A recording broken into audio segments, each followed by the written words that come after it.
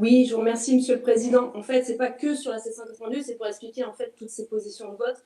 En termes d'abstention, comme je l'ai dit en préambule, le contexte est très difficile.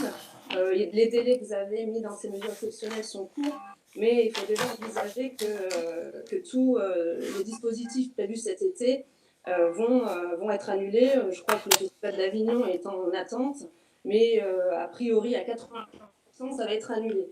J'ai vu qu'effectivement, pour le Festival d'Avignon, on avait engagé 600 000 euros. Sur d'autres dossiers, pareil, il y a beaucoup d'engagements. Ça ne remet pas en question le fond de ce festival. On a toujours voté pour.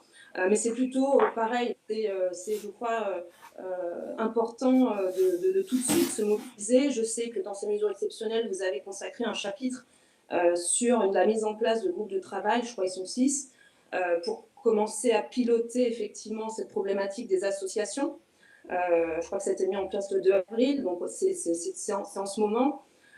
Donc d'où cette position de vote, parce qu'effectivement, aujourd'hui, on peut se dire que cet été ne va pas être un été comme tous les autres, et il me semble qu'il faut tout de suite envisager la réorientation de ces budgets.